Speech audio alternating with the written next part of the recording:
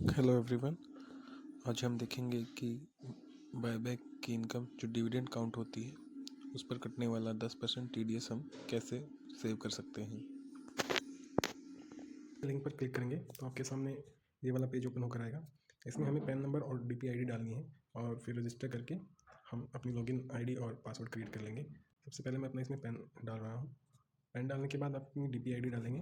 ये DP ID आपकी 16 digits की होती है और आपको अपने डीमैट अकाउंट में मिल जाएगी। ठीक है, और वेरीफाई करेंगे। वेरीफाई करने के बाद आपका यूज़र नेम, आपकी ID आपका यूज़र नेम बन जाएगी। उसमें फिर पासवर्ड डालेंगे। अब हमारा रजिस्ट्रेशन सक्सेसफुली डन हो चुका है। ओके कर दूंगा मैं इसको। अब हम फिर से इसमें लॉगिन करेंगे। जो हमारी ईमेल आईडी थी वो मैं यहाँ पे डाल दूँगा और पासवर्ड जो हमने रखा था वो हम इसमें डाल देंगे। अब मैं साइन इन कर रहा हूँ। अब यहाँ पर आप OTP डालेंगे जो आपकी मेल पर आया होगा। मैं डाल देता हूँ।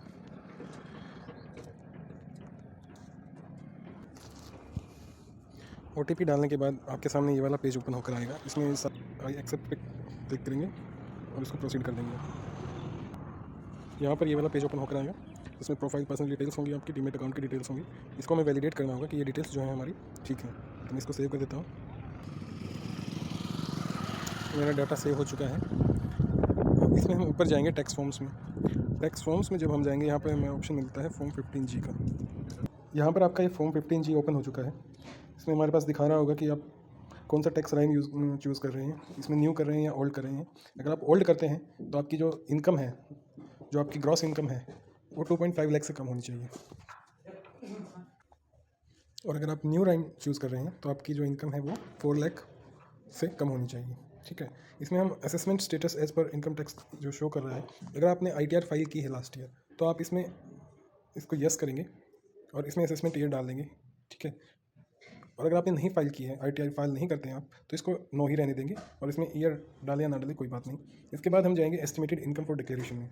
अब जो estimated income for this declaration है, इसको आप जीरो ही रहने देंगे क्योंकि ये जो है कंपनी खुद देगी। जितना डिविडेंड आपको मिलेगा वो वैल्यू कंपनी खुद इसमें डाल देगी।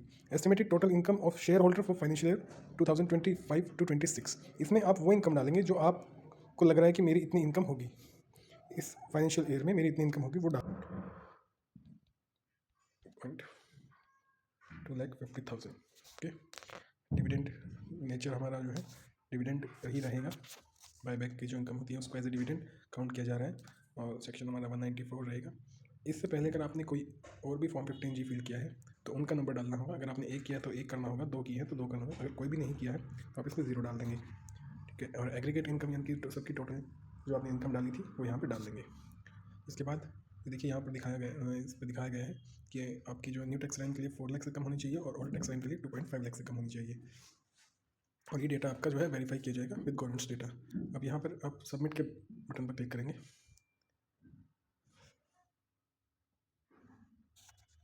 और ये आपका सबमिट यहाँ से हो जाएगा। तो आपका सबमिट हो जाएगा।